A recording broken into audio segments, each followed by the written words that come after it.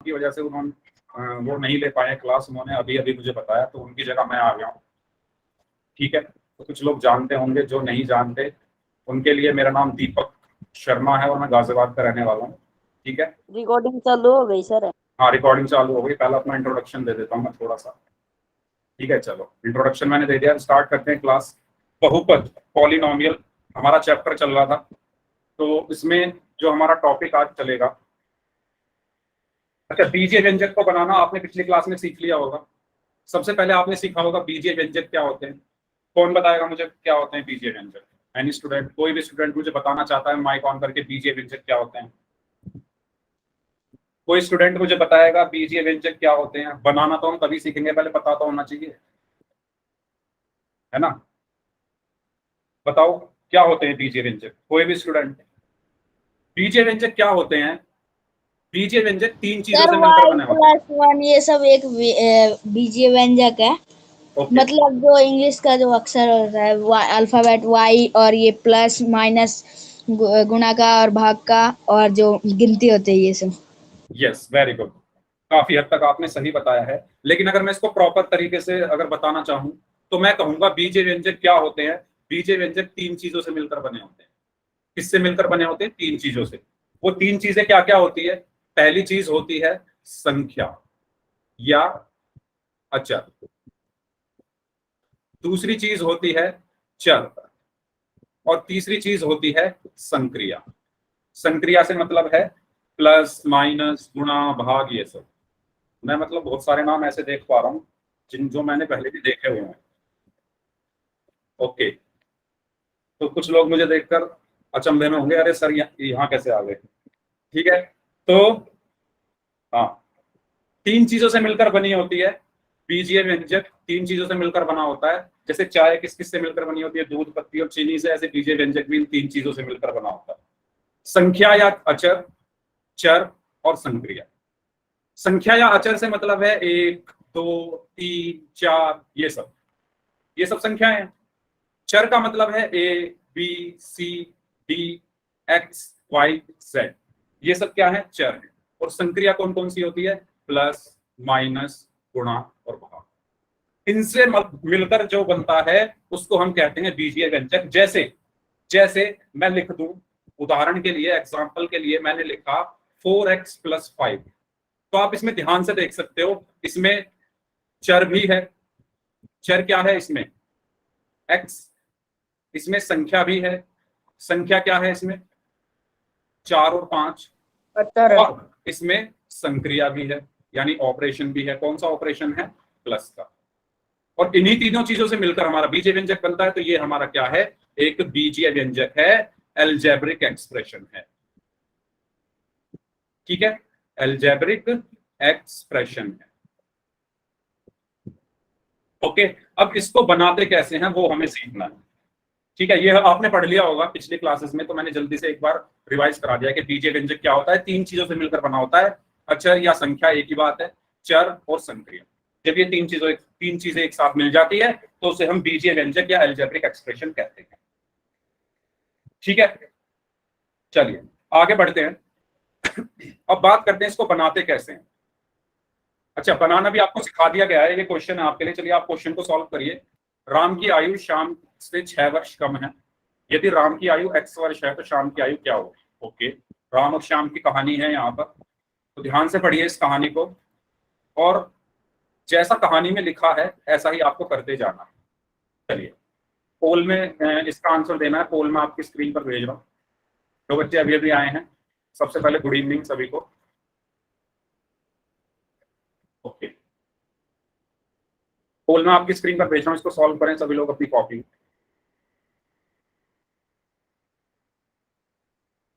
अरे वाह, चलिए, राम है एक श्याम है। राम की आयु श्याम की आयु से 6 वर्ष कम है। यदि राम की आयु x वर्ष है तो श्याम की आयु क्या हो? सभी लोग इस क्वेश्चन का आंसर करेंगे, जितने भी लोग क्लास में प्रेजेंट हैं।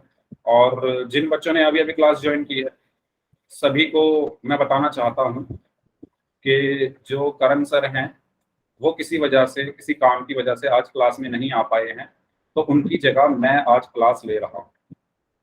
क्योंकि ये एक एडिशनल बैच है तो इसमें कुछ बच्चे ऐसे हैं जो मुझे पहले से जानते हैं, जो नहीं जानते उनके लिए मेरा नाम दीपक शर्मा है। ठीक है, चलिए ये हो गया इंट्रोडक्शन। मेरे दोस्त का नाम मनीष वर्मा है। मनीष वर्मा, ओके। राइम हो रहा है ये तो, शर्मा और Verma. My friend name is Kanhaiya. अच्छा, अब क्वेश्चन सॉल्व कर लो। राम और श्याम की बात करते हैं यहाँ पर। राम की आयु श्याम से 6 वर्ष कम है। यदि राम की आयु x वर्ष है तो श्याम की आयु क्या होगी? 29 सर आसान है। क्या है? हाँ ठीक है, जल्दी करिए सभी लोग। मुझे लोग प्रीतपुरिया कहते हैं, बॉडी वाला। ओके, तो मैं आपको क्लास से सर निकाल। मूछ लगा के कॉमेडी कर रहे हैं। ठीक है, अब कोई कुछ नहीं बोलेगा। अब सभी लोग अपने क्वेश्चन पर ध्यान दें।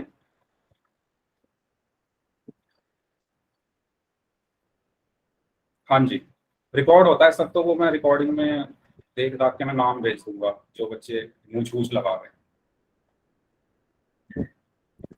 मोहित कुमार नाम से जो स्टूडेंट हैं, आप भी अपना कैमरा बंद रखें, और अगर कैमरा ऑन भी करना है तो अच्छे से बिहेव करें, जीभ वगैरह ना निकालें। Yes,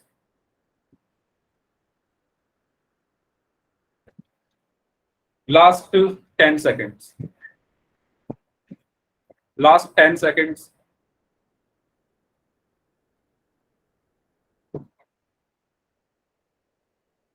last 5 seconds.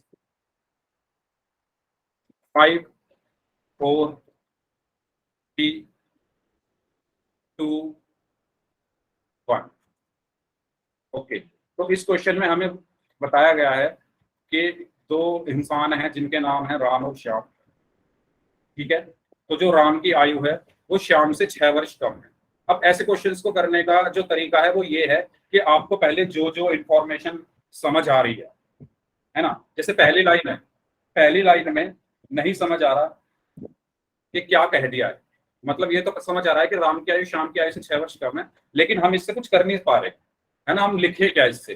ठीक है, तो इस लाइन को अभी हम रहने देते हैं, हम आगे बढ़ते हैं। पहले हम ढूंढते हैं कि हमारे पास इंफॉर्मेशन क्या क्या अवेलेबल है, क्वेश्चन के अंदर क्या क्या जानकारी हमें दी हुई है। तो अगर हम ध्यान से देखें, अगर हम ध्यान से देखें अगली लाइन में, यदि राम की आयु x वर्ष है, ठीक है, यदि राम की आयु x वर्ष है, तो हमें यहां पर साफ साफ दिख रहा है कि राम की आयु कितनी है, x वर्ष। राम की आयु कितनी है, x वर्ष। तो हमें चलो इतना तो पता चला। अब हम अपनी पहली लाइन दोबारा से पढ़ते हैं। पहली लाइन में कहा गया है कि राम की आयु श्याम से 6 वर्ष कम है। राम की आयु श्याम से 6 वर्ष कम है, और हमें यह भी दिया हुआ है कि राम की आयु x वर्ष है। हमें यह भी दिया हुआ है कि राम की आयु x वर्ष है। ठीक है, तो मतलब समझो हमें यह भी दिया हुआ है कि राम की आयु x वर्ष है, और यह भी कहा गया है कि राम की आयु श्याम से 6 वर्ष कम है। समझ में आई ये चीज? यही तो लिखा हुआ है कि जो राम की आयु है वो श्याम से 6 वर्ष कम है। तो हमें किसकी बतानी है? श्याम की बतानी है। अब मुझे आप एक बात बताओ, ध्यान से सुनना मेरी बात। अगर राम की आयु श्याम से 6 वर्ष कम है तो श्याम की आयु, अच्छा ये नाम जो थोड़े मिलते जुलते से हैं, ठीक है, अगर राम की आयु श्याम की आयु से 6 वर्ष कम है तो श्याम की आयु राम की आयु से 6 वर्ष ज्यादा होगी या नहीं होगी? मुझे ये बताओ। क्या मैं इस लाइन को ऐसे लिख सकता हूं कि जो श्याम की आयु है, श्याम की आयु राम की आयु से या राम से 6 वर्ष अधिक है? क्या ये इन दोनों लाइनों का मतलब एक नहीं है या नहीं? मुझे ये बताओ। राम की आयु श्याम की आयु से 6 वर्ष कम है। अगर मैं दो लाइन खींच रहा हूं, एक लाइन मैंने ये खींची और एक लाइन मैंने ये खींची, ठीक है, ये मैंने कहा 10 सेंटीमीटर की है और ये मैंने कहा 4 सेंटीमीटर की। तो अगर मैं ये कह रहा हूं, इसको मैंने बोला ए बी, इसको बोला मैंने सी डी। अब ध्यान से सुनना, मैं कह रहा हूं सी डी जो है ए बी से 6 सेंटीमीटर कम है। सी डी यानी 4 सेंटीमीटर है, ए बी 10 सेंटीमीटर है तो CD AB से 6 सेंटीमीटर कम है, 6 सेंटीमीटर कम है। तो इसका मतलब क्या है कि ये जो AB है वो 6 सेंटीमीटर ज्यादा है, जो ये दूसरी वाली लाइन है इससे 6 सेंटीमीटर ज्यादा है। आप देख सकते हो ये 10 है, ये 4 है, ये 6 ज्यादा है, लेकिन ये 6 कम है। समझ में आ रही है ये बात या नहीं समझ में आ रही, पहले ये बताओ सभी लोग। अगर कोई चीज किसी से 4 सेंटीमीटर ज्यादा है या 6 सेंटीमीटर ज्यादा तो दूसरी उतनी ही कम हुई ना, तो वही चीज मैंने यहाँ पर लिखी है। मैंने यहाँ पर ये लिखा है कि अगर राम की आयु श्याम से 6 वर्ष कम है तो इसका मतलब ये है कि श्याम की आयु जो है राम से 6 वर्ष अधिक है। मुझे क्या चाहिए, श्याम की आयु चाहिए, और वो कितनी वर्ष अधिक है, राम से 6 वर्ष। और राम की आयु कितनी थी, x। राम की आयु कितनी थी, x, तो श्याम की कितनी होगी, जल्दी बताओ, x + 6 होगी या नहीं? होगी सर। क्योंकि 6 वर्ष अधिक है ना राम से श्याम की आयु, और राम की आयु x थी और राम से 6 साल ज्यादा बड़ा है वो, तो x + 6 होगी ना। ठीक है, और 7 लोगों ने आंसर दिया है, दबा के आंसर दिया है ए। आप लोगों का जो आंसर आया था वो आया था ए, इसका सही आंसर है ऑप्शन डी। ठीक है, तो ओवर कॉन्फिडेंस नहीं होना है। ओवर कॉन्फिडेंस में आके क्वेश्चन मत किया करो, ध्यान से पहले पढ़ा करो क्वेश्चन को, उसके बाद आंसर करना है। तो इसका आंसर होगा ऑप्शन डी, x + 6। अगर किसी को इसमें कोई डाउट है तो पूछ लो। और हाँ, अगर रिपीट करना है तो R टाइप कर दो। ठीक है, आगे बढ़ते हैं अपने अगले टॉपिक की तरफ। बीजीय व्यंजक के पद, जिसको पद को इंग्लिश में कहा जाता है टर्म। तो हमने अभी बीजीय व्यंजक पढ़ लिया है, मैंने अभी बताया बीजीय व्यंजक क्या होता है। सबको पता है ना बीजीय व्यंजक क्या होता है, 3 चीजों से मिलकर बना होता है। एक तो संख्या या चर, सॉरी अचर, पहला संख्या, दूसरा चर और तीसरा संक्रियन। इन तीनों चीजों से मिलकर क्या बना होता है, एक बीजीय व्यंजक बना होता है। तो उसके पद क्या होते हैं ये हमें पढ़ना है। चलिए तो शुरू करते हैं। क्या होता है पद या टर्म? ध्यान से सुनना, जो भी मैं कहूंगा उन शब्दों को ध्यान से सुनना। एक पद या एक टर्म क्या क्या हो सकता है, एक पद या एक टर्म क्या क्या हो सकता है। पहली चीज, वह की जगह पद लिख देता हूं। पद या टर्म एक संख्या हो सकती है, एक संख्या हो सकती है। ठीक है, दूसरी चीज, पद या टर्म क्या हो सकता है, एक अचर, सॉरी एक चर हो सकता है, एक चर हो सकता है। और तीसरी लाइन, संख्या तथा चर का गुणन हो सकता है, संख्या तथा चर का गुणन। ठीक है, तो जो पद या टर्म है वो ये हो सकते हैं, या तो एक संख्या हो सकती है, ठीक है, जैसे 4, 5, 6, ये क्या है, एक पद है। ये भी क्या है, एक पद है। और ये भी क्या है, एक पद है। ठीक है, या एक चर हो सकता है। ठीक है, अच्छा पहले ये बताओ, ये पहली लाइन समझ में आई, पद जो है एक संख्या हो सकती है। जितनी भी हमारी गणित की संख्याएं होती है, जितनी भी हमारी मैथ्स में नंबर होते हैं, संख्याएं होती हैं, सब के सब पद होते हैं, सबकी सब टर्म होती है। ठीक है, कोई भी संख्या उठा लो, वो सब क्या है, टर्म है। उसी तरीके से दूसरी लाइन मैंने लिखी है कि पद जो है एक चर हो सकता है। चर मतलब ए से लेकर जेड तक, ABCDEF XYZ, ये सब भी क्या है, एक पद हैं। ठीक है, इनको हम क्या बोलते हैं, चर, वेरिएबल। और ये भी क्या है, मेरे पद है। ये सब भी क्या है, मेरे पद है। ठीक है, तो पहली लाइन में मैंने लिखा है कि जितनी भी सारी संख्याएं हैं ये हमारी पद होती हैं, जितने भी हमारे चर हैं ये हमारे पद होते हैं। दोनों चीज दोनों लाइन सभी को क्लियर है तो वाई टाइप कर दो, फिर तीसरी लाइन पे आता हूं।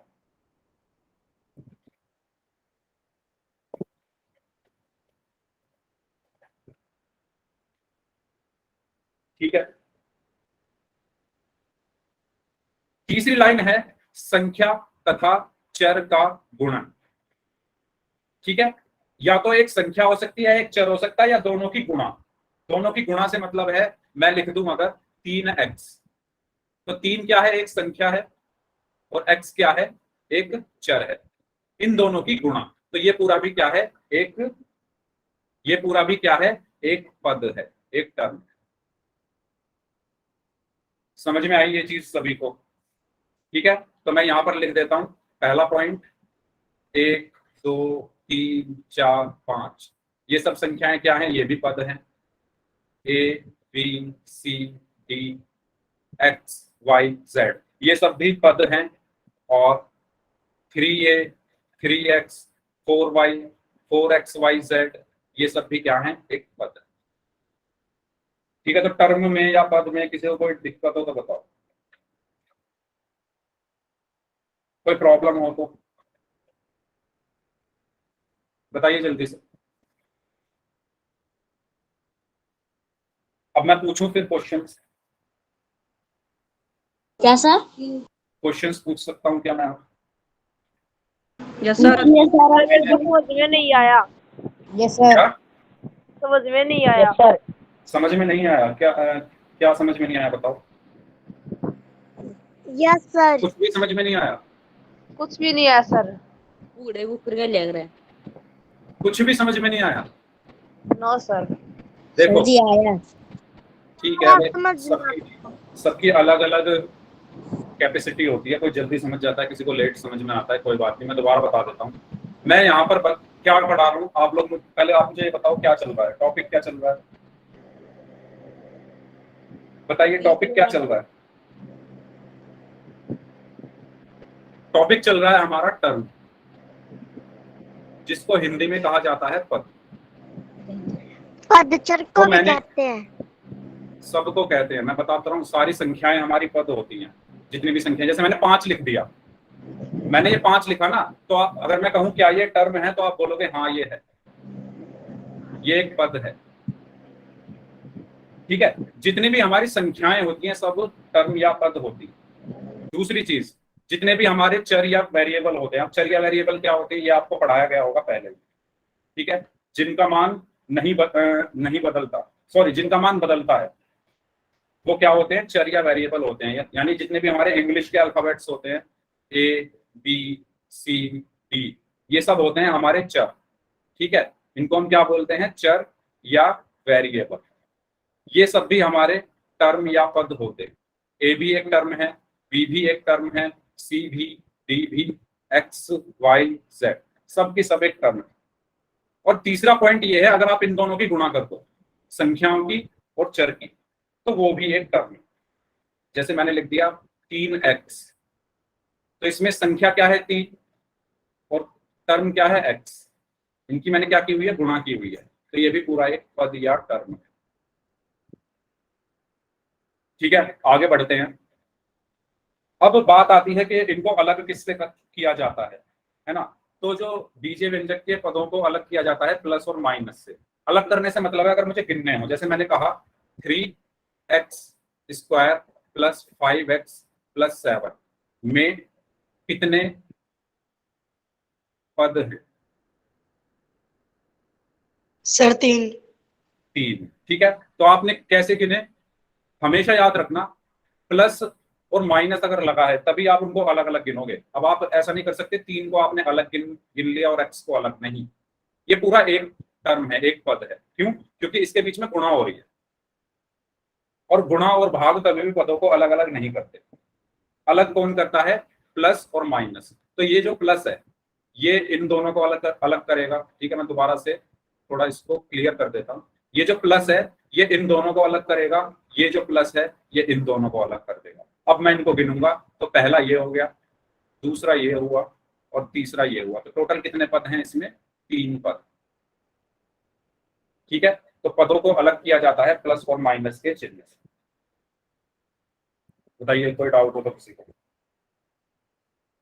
मेरा एक क्वेश्चन है फिर आपसे, मुझे जल्दी से बताइए, इसमें 5x प्लस वाई, अच्छा 5xy प्लस 6 में कितने पद हैं? 5xy प्लस 6, इसमें जी 3। 3। ओके, कौन कौन से हैं 3?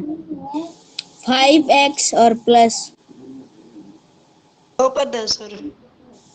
दो है ना, तीन मतलब 5x और प्लस, ऐसा नहीं होता ना। मैंने क्या बताया, ये जो प्लस का चिन्ह है, इसके आगे और इसके पीछे वाले गिनने, प्लस को क्यों गिन रहे हो, है ना। अच्छा सर मैंने लिखा सर है 5xy प्लस 6। अब इस प्लस ने इन दोनों को अलग किया है, ये जो प्लस है, प्लस ने इन दोनों के बीच में, मतलब इन दोनों को अलग किया है। तो अब मैं इनको अलग अलग गिनूंगा ना, पहला ये हो गया और दूसरा ये हो गया। मान लो ये प्लस ना होता, मान लो ये प्लस ना होता, ये ऐसे लिखा होता 5xy गुणा 6। तो अब इस पूरे को आप एक पद बोलोगे,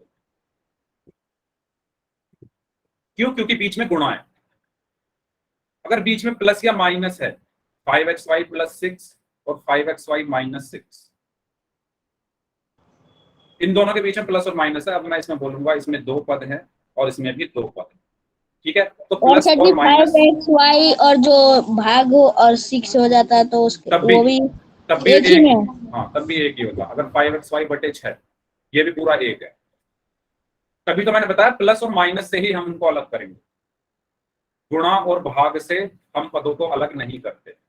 अगर गुणा और भाग आ रहा है, हम उसको अलग अलग नहीं गिनेंगे, इनको हम अलग नहीं गिनेंगे, ये पूरा एक है, ठीक है। आई बात ये समझ में सभी को? सभी को ये चीज समझ में आ गई है?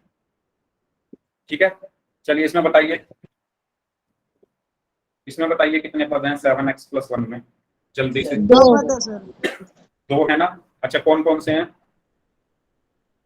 जी 7x और 1। 7x और 1, वेरी गुड। तो 7x प्लस 1 में अगर हम ध्यान से देखें, 7x प्लस 1, अगर हम इसमें ध्यान से देखें तो देखो ये प्लस जो है इन दोनों को अलग कर रहा है। अगर ये प्लस ना होता तो मैं इनको अलग अलग गिनता ही नहीं, ये प्लस ही है वो जिसने इन दोनों को अलग किया, तो मैं इनको अलग अलग गिनूंगा। ये पहला पद हो गया, ये दूसरा पद हो गया, तो टोटल कितने हो गए? दो। ठीक है, क्लियर है सभी को? Yes sir. ठीक है, Yes, तो sir. इसमें दो पद हैं 7x और 1, ठीक है। इनको हम ऐसे भी लिख सकते हैं कॉमा लगाकर। अब आगे बढ़ते हैं, इसमें बताइए कितने पद हैं? y square minus 3y plus 7z। तीन पद है sir. y square 3y y2 3y और 7z। देखो आपने ये तो सही बताया कि तीन पद हैं, आपने ये तो सही बताया है कि तीन पद हैं, लेकिन आपने बताया गलत है। कोई ऐसा स्टूडेंट जिसको y स्क्वायर 3y और 7z के अलावा कोई और इसमें लग रहा हो? Plus y minus 3y plus 7z। Yes, minus कैसे भूल सकते हो? ये माइनस भी तो है तीन के साथ, चिन्हों को नहीं भूलना, चिन्हों को नहीं भूलना है। सबसे पहली बात तो इसमें पद कितने हैं? तो तीन है, पहला ये है, दूसरा ये है और तीसरा ये। अब बात आती है कौन कौन से? तो पहला तो देखो y स्क्वायर।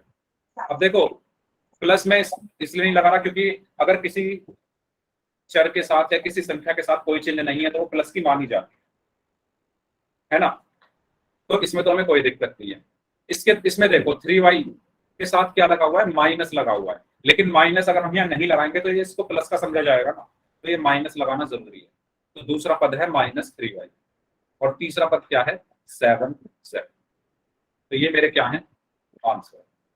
सर अगर प्लस और माइनस होगा तभी ऐसे करना है। क्या मतलब जैसे अगर माइनस और प्लस होगा तभी करना है ऐसे। माइनस और प्लस ही अलग करते हैं, मैंने यही तो बताया, प्लस और माइनस मतलब ही इनको अलग करेंगे। इसमें ना जो प्लस है ना वो प्लस नहीं दिखाया गया बल्कि माइनस दिखा दिया गया है हाँ, आंसर में जो आप बता रहे हो। तो मेरा कहने का मतलब ये है, जैसे आप y स्क्वायर हो, y स्क्वायर आपने लिखा, तो इसके आगे प्लस लगाओ या ना लगाओ कुछ फर्क नहीं पड़ रहा, क्योंकि अगर किसी संख्या के साथ कोई चिन्ह ना हो तो वो प्लस की मानी जाती है। ये चीज आपको पता होगी पहले से। Okay sir. हाँ। तो इसके साथ लगाओ ना लगाओ प्लस कोई फर्क नहीं पड़ता, लेकिन माइनस तो लगाना पड़ेगा ना, क्योंकि अगर आपने खाली 3y लिख दिया तो फिर ये भी प्लस का समझा जाएगा, क्योंकि अगर किसी संख्या के साथ कोई चिन्ह ना हो तो वो प्लस की मानी जाती है बाय डिफॉल्ट। तो यहाँ पर जब कुछ है ही नहीं तो ये प्लस की मानी जाएगी, तो हमें ये माइनस यहाँ पर लगाकर दिखाना पड़ेगा कि ये माइनस ही है। ठीक है, आया समझ में? Yes sir sir. एक बार और समझा दो। एक बार और समझा देता हूँ। देखो सबसे पहली चीज आपको समझनी जरूरी ये है कि जितनी भी हमारी संख्याएं हैं, जैसे 1 लिखा हुआ है, 2 लिखा हुआ है, 3 लिखा हुआ है, 4 लिखा हुआ है। इनको आप अगर 1 2 3 4 लिख रहे हो तब भी ठीक है। ये अगर आप एक के साथ प्लस लगा दोगे, +1 +2 +3 +4, ये दोनों चीज बराबर है, ठीक है। या ऐसे समझो, अगर मैं 20 को +20 लिख रहा हूं, ये दोनों बराबर है। यानी आप किसी संख्या के साथ चिन्ह लगाओ या ना लगाओ, कुछ फर्क नहीं पड़ता, वो प्लस की मानी जाएगी, ठीक है। अगर आप किसी संख्या के साथ कोई चिन्ह नहीं लगा रहे हैं, भाई क्यों हंसी आ रही है इतनी तेज, क्या हो गया? चैट में अगर आप ऐसे स्माइली भेजोगे, मैं डिस्टर्ब हो रहा हूँ इससे। मान रहा हूँ बच्चे बहुत ज्यादा हैं, बहुत ज्यादा स्ट्रेंथ है, लेकिन इसका मतलब ये नहीं है कि आप लोग चैट में स्माइली भेजोगे, कुछ क्या कुछ टाइप किए जा रहे हो। ये सारी चैट रिकॉर्ड होती है, ये सारी चैट रिकॉर्ड होती है, और मैं इसका स्क्रीनशॉट लेके कल भेजूंगा। अब चैट में कोई भी इधर उधर की बात नहीं करेगा, सिर्फ पढ़ाई से रिलेटेड बातें होंगी। कोई कुछ लिख रहा है, कोई कुछ लिख रहा है।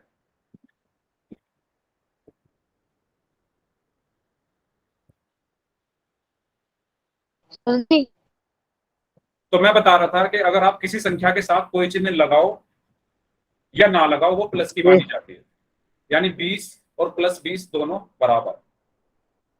लेकिन अगर आपने -20 लिखा है, उसको आप 20 के बराबर नहीं कह सकते, क्योंकि ये 20 प्लस का होता है और ये माइनस का होता है, ठीक है। कहने का मतलब ये है कि अगर आपको कोई संख्या माइनस में दिखानी है, जैसे 5 को माइनस में दिखाना है, तो आपको ये लगाकर दिखाना पड़ेगा। अगर आप इस 5 के आगे माइनस नहीं लगाओगे तो वो प्लस की समझी जाएगी। तो वही चीज मैंने यहां पर बताई है, अगर आप 3y के साथ माइनस नहीं लगाओगे तो वो प्लस की मानी जाएगी, लेकिन 3y प्लस का नहीं है, माइनस का है, तो इसलिए ये माइनस की रहेगी। y² और 7z के साथ आप नहीं भी लगाओगे तो चल जाएगा, क्योंकि अगर किसी संख्या के साथ कोई चिन्ह ना लगा हो तो वो प्लस की मानी जाएगी। 7z के साथ कोई चिन्ह नहीं है तो वो प्लस की मानी जाएगी। y² के साथ कोई चिन्ह नहीं है तो वो भी प्लस की मानी जाएगी,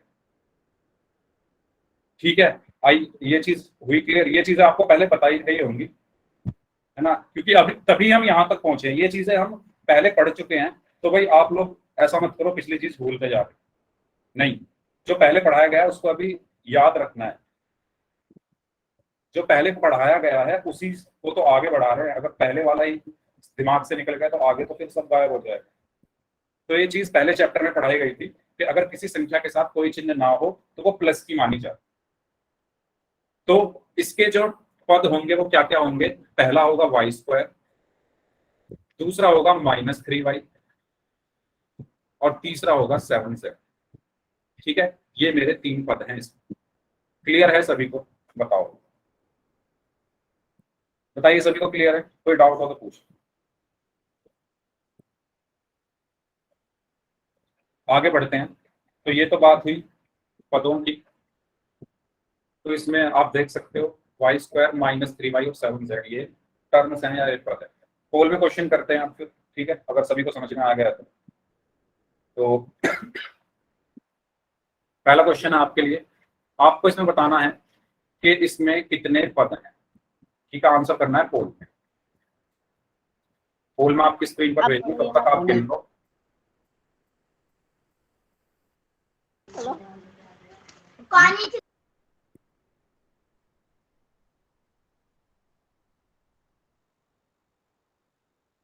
ये क्या नाम था इनका, जो अभी ये कैमरा ऑन करके बैठे थे, क्या नाम है इनका? ये हर क्लास में ऐसे ही करते हैं क्या? आज मैं आया हूँ इसलिए ज्यादा कर रहा हूँ। ऐसे ही करते हैं सर। मुझ पूछ लगा के बैठे हैं, ऐसे ही करते हैं ये। सर रोज का है इनका, उल्टा सीधा चैट सेक्शन में लिखते हैं, बोलते हैं। ठीक है, ठीक है, तो रिकॉर्डिंग में फिर आ ही जाएगा ये क्या नाम है इनका। एक बार इनका नाम बताया तो मुझे क्या नाम है? अच्छा, स्नेह मैम है क्लास में, ओके। स्नेह मैम क्लास में है तो वो भी देख ही रही है, ठीक है। हाँ जी, बीजीय व्यंजक z³ + z² + z+1 में कुल कितने पद हैं?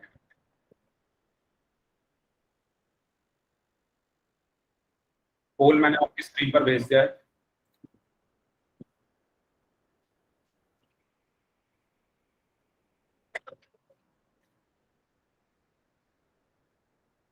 यस,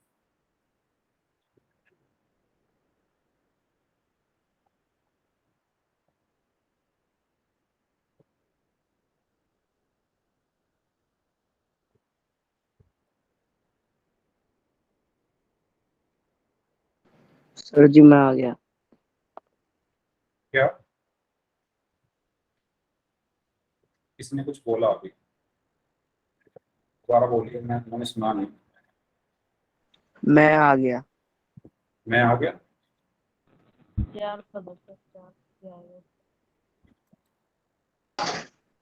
हंस कर रहे हो सर? और क्या आप बच्चों, बोलना क्या चाहते हो आप? आपसे किसी ने पूछा कि आप आ गए या नहीं आ गए? सर अभी आए हो ना इसलिए बता रहा था। तो मैंने तो आपसे पूछा ही नहीं ना। सर सर फिर भी बताना जरूरी है। अब मत बताना, ठीक है? अपना माइक बंद करो। हाँ जी, ओके सर जी। जो चीज मैं पूछूंगा वो बताना। क्वेश्चन कर लिया ये? Yes sir. नहीं, हाँ yes sir. Sad sad yes boy, sir कर लिया। सैड बॉय क्वेश्चन कर लिया? ठीक है, हाँ जी सर कर लिया। ठीक है, ठीक है, चलिए। Done sir. ओके,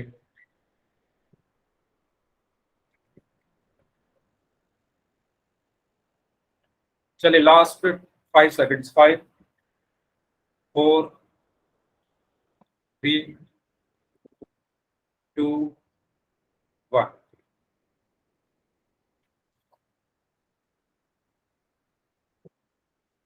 ओके, तो जी इस क्वेश्चन में हमें बताना था कि कुल कितने पद हैं, कितने term. Bye sir. Sneh ma'am आप क्लास में हैं क्या?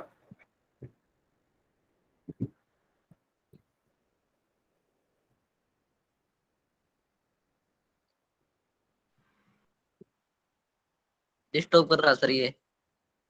सर आप नाम नोट कर लो और मैम को दे। मुझे नाम नोट करने की जरूरत नहीं है, रिकॉर्डिंग में सब आ जाएगा, सब दिख जाएगा। ठीक है, कितने पद हैं, कितने टर्म हैं, इसमें तो हमें गिनने दे। जेड क्यूब, यार ये बैच तो बड़ा डिस्टर्बिंग है, कैसे झेलते हैं current sir. Plus Z square plus Z plus 1। तो इसमें मुझे काउंट करने हैं कितने पद हैं, तो कितने हैं गिनिए। पहला ये है, दूसरा ये है, यार तीसरा ये है, बस चार। और चौथा ये है। ठीक है, तो टोटल कितने पद हो गए इसमें? 4। 4 हो गए ना। पहला ये हो गया, दूसरा ये, तीसरा ये, चौथा ये। तो टोटल कितने पद हैं? Option C 4। ठीक है, समझ आ गया सभी को? अगला सवाल, इसमें आपको पहचान करनी है कि कौन कौन से पद हैं और वो लिखने हैं।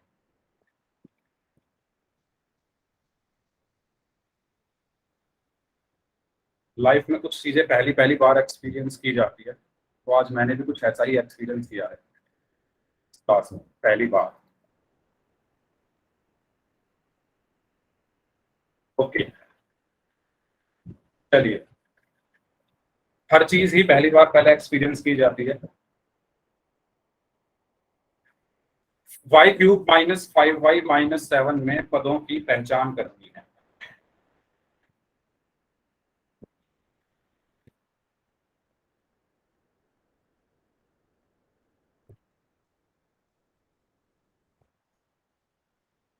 बताइए, पोल में आंसर करना है, बताना नहीं है। पोल में आंसर करना है सभी को, क्या आंसर होगा डन इसका? सर। Okay, very good.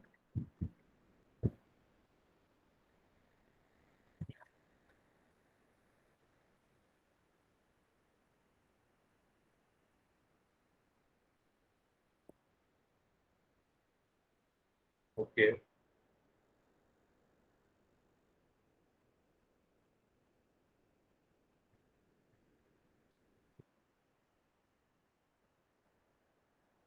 हाँ जी,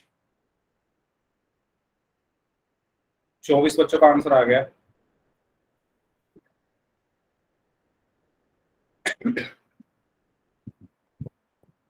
जो लोग बच गए हैं आंसर करें जल्दी से। Okay, very good. आधे लोगों का आंसर आया अभी तक, जो लोग बच गए हैं जल्दी आंसर करें। इसमें हमें पदों की पहचान करनी है।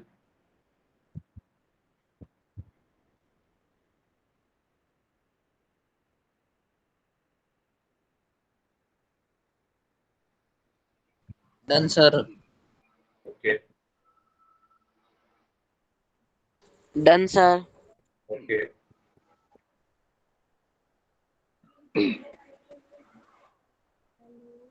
चलिए लास्ट 5 सेकंड्स, 5 4 3 2 1।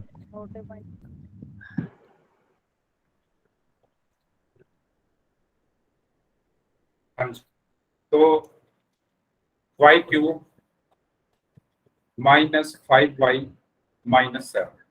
तो सबसे पहली चीज, इसमें टर्म कितनी है? 3 है। सबको साफ साफ दिख रही होगी, 3 टर्म है ना। पहली ये है, दूसरी ये है, तीसरी ये है। लेकिन है कौन कौन सी? मैंने आपको बताया था हमेशा जो टर्म है, जो पद हैं, उनको चिन्हों के साथ लिखना है। तो पहली तो क्या होगी? y³। दूसरी क्या होगी? -5y। और तीसरी क्या होगी? -7। ठीक है, तो यही मेरा क्या होगा? आंसर, यानी ऑप्शन बी। तो इस क्वेश्चन का सही आंसर होगा ऑप्शन बी। चलिए नेक्स्ट, अब बात करते हैं like and unlike terms of N algebraic expression, यानी बीजीय व्यंजक के समान और असमान पद क्या होते हैं। तो जैसा कि नाम से हमें पता चल रहा है, समान यानी जो एक जैसे दिखते हो, असमान यानी जो अलग अलग दिखते हैं। तो देखो, अगर मैं इसकी डेफिनेशन पे जाऊं समान पद की, तो समान पद कौन से पद होते हैं? वो पद होते हैं जिसके चर क्या हो? समान हो। ठीक है, दो चीजें हम देखते हैं, पहला जिसके चर समान हो, और दूसरा चर के घातांक समान। ठीक है, ये दोनों चीजें हम चेक करते हैं। अगर चर समान है और चर के घातांक समान है, अगर दोनों चीजें समान है, तो हमारे पद क्या कहलाएंगे? समान पद कहलाएंगे। चर से मतलब है वेरिएबल, घातांक से मतलब है एक्सपोनेंट। और क्या बताना है? ठीक है, तो वेरिएबल एक जैसे दिखते हो, और जो उनके एक्सपोनेंट हैं, जो घातांक हैं, वो एक जैसे दिखते हो। जैसे जैसे मैंने लिखा 5x² और 7x²। ठीक है, थोड़ा और अच्छे से लिख देता हूँ साफ साफ। मैंने क्या लिखा? 5x² और 7x²। इसमें आप ध्यान से देखो, मुझे क्या देखना है? चर देखना है, संख्या नहीं देखनी है। संख्या 5 है और 7 है, इसको नहीं देखना। मुझे क्या देखने हैं? चर। चर क्या होते हैं? जितने भी हमारे इंग्लिश के अल्फाबेट्स होते हैं, ABCD से लेकर Z तक, ये सब हमारे चर होते हैं। तो इसमें भी चर क्या है? x। इसमें चर क्या है? x। और चर का घातांक क्या है? बताइए, आप लोग बताइए, इसमें चर का घातांक क्या है? x⁻² है। घातांक, घातांक, सिर्फ घातांक पूछा है मैंने। 5 7 घातांक क्या होता है? ये भी आपने पढ़ा होता 2 होगा है सर। पहले चैप्टर में। घातांक होता है जो ये 2 लिखा हुआ है। स्क्वायर। ठीक है, तो घातांक क्या है इसका? 2। अब इसका देखो 7x² में चर क्या है? x। और घातांक क्या है चर का? 2। 2। तो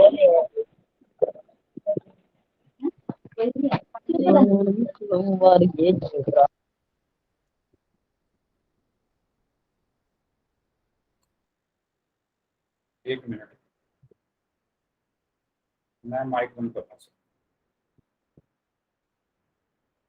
ठीक है, चर क्या है? x, और चर का घातांक क्या है? 2। अब जो लिखना है चैट में लिखो, जो भी मैं पूछूं। तो मैंने क्या बताया? ऐसे पद जिसके चर समान हो और चर के घातांक भी समान हो, वो समान पद कहलाते हैं। तो आप देखो, दोनों में चर भी x है, इसका भी चर x है, इसका भी चर x है, और घातांक क्या है? इसका भी 2 है और इसका भी 2 है। तो चर और चर के घातांक दोनों क्या है? बराबर है। तो इसीलिए ये पद क्या होंगे? समान पद होंगे। ये पद क्या होंगे? समान पद होंगे। ठीक है, समझ में आया सभी को? सभी को ये चीज समझ में आ गई है? करते हैं अभी पोल में, ठीक है। चलो कुछ क्वेश्चंस करते हैं। तो जो चीज मैंने बताई, यदि किसी बीजीय व्यंजक के पदों में चर की घातें समान हो तो वे समान पद कहलाते हैं, ठीक है।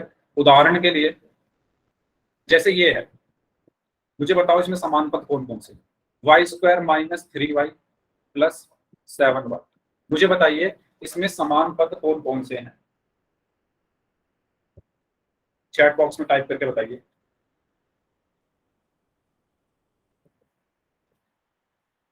समान पद कैसे चेक करेंगे? ध्यान दो, सबसे पहले आपके पास क्या है, हमें क्या चेक करना होता है?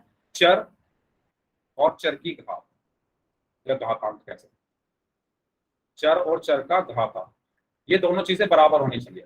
सबसे पहले देखो क्या है चर, y। चर क्या है इसमें? y। और घातांक क्या है? 2। तो आपको आगे किसी पद में दिख रहा है चर y और घातांक 2? दिख रहा है क्या? नहीं दिख रहा ना। चलो मैं सबके लिख लेता हूं। इसका चर क्या है? y। और घातांक क्या है? 1। इसका चर क्या है? y। और घातांक क्या है? 1। तो आप साफ साफ देख सकते हो इन दोनों में चर और चर के घातांक बराबर है। y चर है, घातांक 1 है। चर y है, घातांक 1 है। तो मेरे समान पद कौन कौन से होंगे? -3y, 7y। अब ये माइनस मत लगाना, भूल जाना, ठीक है, माइनस भी लगाना है। तो समान पद कौन से होंगे? -3y, 7y।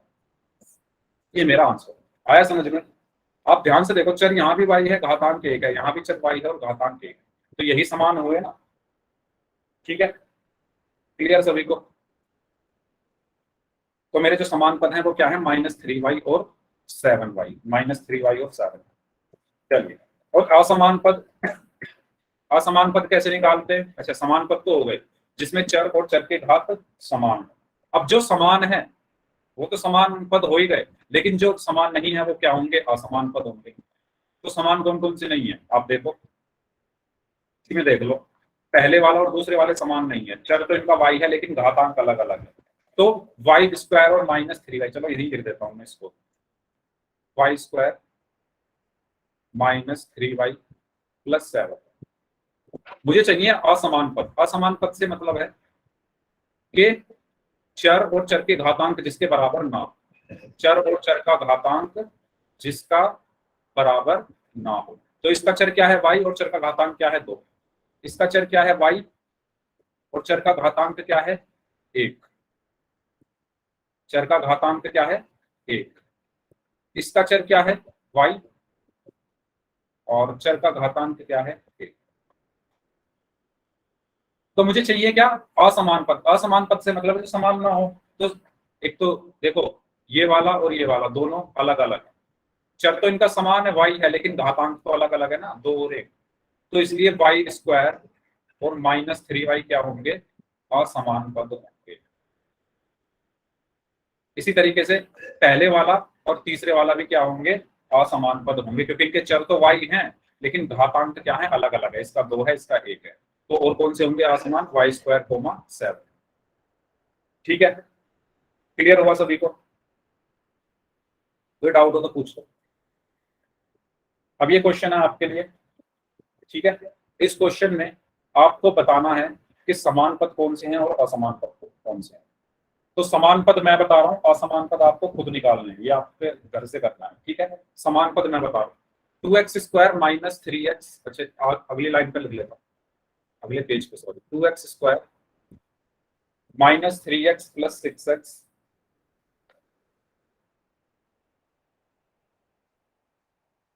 और क्या है?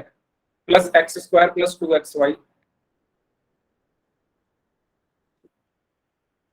और क्या है? Plus 7yz minus yz। तो इसमें मुझे समान और असमान पद बताने हैं। मैं बता रहा हूं सिर्फ समान वाले, इक्वल, लाइक टर्म्स, ठीक है। देखो कैसे। अच्छा, मैं इसको हटा ही देता हूं क्योंकि ये फिर सारा वो खराब करेगा। देखो यहाँ पर क्या है? x² है, यहाँ पर क्या है? एक्स स्क्वायर है, चर और चर का घातांक क्या है, चर है एक्स, घातांक है 2। आपको पूरे क्वेश्चन में ढूंढना है कहीं एक्स स्क्वायर दिख रहा है आपको, देखो यहाँ भी, यहाँ सिर्फ एक्स है तो यहाँ भी नहीं है, यहाँ सिर्फ एक्स है यहाँ भी नहीं है, यहाँ पर है एक्स स्क्वायर, ये रहा एक एक्स स्क्वायर और ये रहा एक एक्स स्क्वायर। आगे चेक करो, आगे यहाँ भी नहीं है, यहाँ भी नहीं है और यहाँ भी नहीं, तो ये दोनों क्या होंगे, समान पद। तो समान पद कौन कौन से हुए, पहला कौन सा हुआ, पहला हुआ 2x square comma x square. अब आगे चलते हैं, 2x स्क्वायर का काम तो हो गया, अब आगे चलते हैं, इनको मैं हटा देता हूं। देखिए, अच्छा ये एक्स स्क्वायर का हो चुका है इसके साथ, अब है क्या x, तो आगे ढूंढो, यहाँ पर एक x है, ठीक है, दूसरे कलर में कर लेते हैं जिससे कंफ्यूजन ना हो।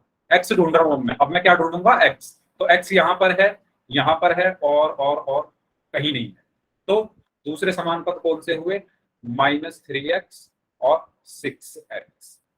चर की तुलना कर रहा हूं मैं, वेरिएबल की, ठीक है, चर और चर के घातांक क्या होने चाहिए, एक जैसे होने चाहिए, ठीक है। इसके बाद x का भी हो गया, एक्स स्क्वायर का भी हो गया, एक्स स्क्वायर इसके साथ चला गया, अब आया एक्स वाई। ढूंढो अब कहीं एक्स वाई है आगे, एक्स वाई यहाँ पर तो है लेकिन आगे कहीं नहीं है, तो उसको छोड़ दो, आगे चलो, आगे है वाई जेड है आगे कहीं, ये रहा वाई जेड, तो ये दोनों क्या हो गए, समान पद हो गए, ठीक है, 7yz कोमा -yz। तो हमारे समान पद कौन कौन से हैं, ये है 2x square comma x square, -3x comma 6x और 7yz कोमा -yz। इनको हम क्या बोलेंगे, समान पद या लाइक टर्म्स, जो आप बोलना चाहो वो बोल सकते हैं। अब बात आती है असमान पद की, ये आपको खुद करना है, असमान पद सभी लोग अपने आप करें, ठीक है, पोल में क्वेश्चन करें, रेडी हो सभी लोग पोल में क्वेश्चन करने के लिए। असमान पद कैसे निकालोगे, जो बच गए, जैसे 2x स्क्वायर 3x, इनका जो चर और चर का घातांक है अलग अलग है, तो ये असमान हो गए। ऐसे ही 2x स्क्वायर और 6x, इनका भी चर और चर का घातांक अलग अलग है, ये भी असमान हो गए। ऐसे ही 2x स्क्वायर और 2xy, ये भी असमान हो गए। 2x स्क्वायर और 7yz, ये भी असमान हो गए। 2x स्क्वायर और -yz, ये भी असमान हो गए। फिर इसके साथ कंपेयर करो, 3x और x स्क्वायर, ये भी असमान हो गए, ठीक है। एक एक करके आपको लिख देने। आगे चलते हैं, फिर क्वेश्चंस करते हैं। ये क्वेश्चन आपके लिए, आपको इसमें समान पदों की पहचान करनी है, ठीक है। इस क्वेश्चन का आंसर आपको पोल में करना है, पोल में आपकी स्क्रीन पे भेज रहा हूं।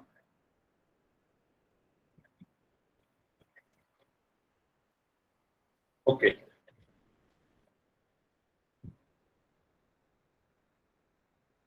चलिए, तो पोल मैंने आपकी स्क्रीन पर भेज दिया है, सभी लोग पोल में आंसर करें इस क्वेश्चन का। आपको एक अलजेब्रिक एक्सप्रेशन, एक बीजीय व्यंजक दिया हुआ है, उसमें समान पदों की पहचान करना, आसान है।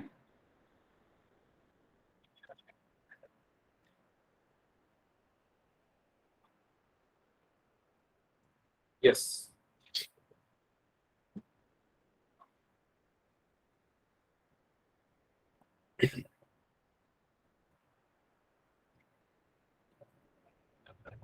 भाई सब कलाकार है इस क्लास में।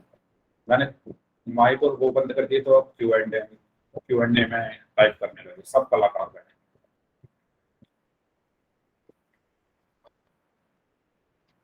ठीक है, इसको भी बंद कर देता हूँ।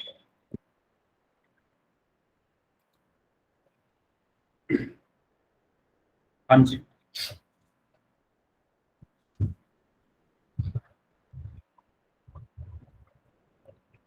ओके, तो इसमें काफी बच्चे ऐसे हैं, ठीक है।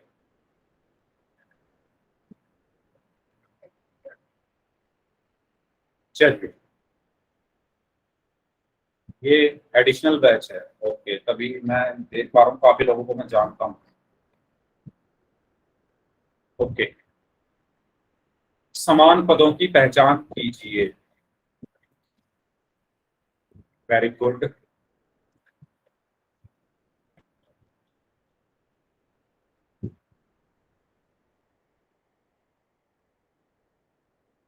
अभी आधे बच्चों का ही आंसर आया, जल्दी करोगे, एक क्वेश्चन और करेंगे, इसके बाद फिर क्लास एंड कर देंगे। और अमन, आपका जो डाउट है वो मैं बताऊंगा, तो आप मुझे याद दिला देना अगर मैं भूल जाऊँ। हम जो आपको पूछ रहे थे ना ट्राइंगल वाला क्वेश्चन, उसको मैं बताऊंगा। अगर मेरे माइंड से निकल जाए बाई चांस तो मुझे प्लीज याद दिला दें। इस क्लास के खत्म होने के बाद मैं आपका वो डाउट क्लियर कर दूंगा। चलिए,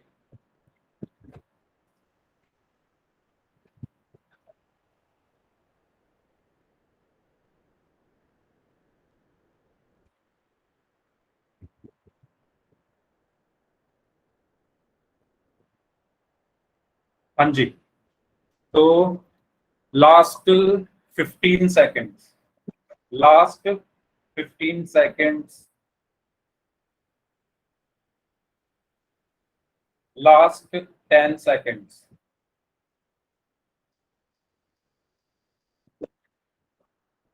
last 10 seconds, last 5 seconds, 5, 4, 3, 2, 1। Okay, तो इस क्वेश्चन में इस क्वेश्चन में हमें बताना था कि समान पद कौन कौन से हैं। इस क्वेश्चन को आप ऑप्शन से भी कर सकते थे, लेकिन ऑप्शन से मत करो, ऐसे ही करो जैसे मैं बता, क्योंकि हर बार ऑप्शन नहीं मिलेंगे। y³ - 5y - 7y + 3। तो इसमें आप साफ साफ कैसे चेक करोगे? पहले क्या है y³, तो ढूंढो कहीं y³ दिख रहा है, यहाँ भी नहीं है, यहाँ भी नहीं है, यहाँ भी नहीं है, छोड़ो y³ को, आगे चलते हैं। इसके बाद क्या है y, तो आगे कहीं y दिख रहा है, ये देखा, इसके बगल में ही है, तो ये दोनों पद क्या होंगे? समान पद होंगे, यानी -5y, -7। इसके बाद क्या है 3, 3 के आगे कुछ है ही नहीं, इसके समान पद कुछ है ही नहीं, ठीक है। तो हमारे समान पद क्या हुए?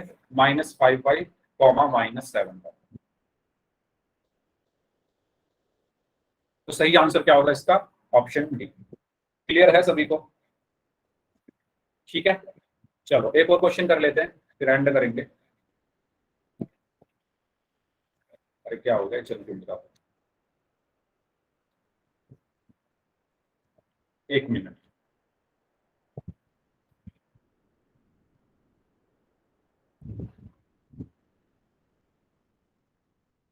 ओके, इतना ही है, ओके ओके, आज की क्लास में इतना ही कवर करना, ठीक है। तो भैया आज की क्लास में इतना ही कवर होगा।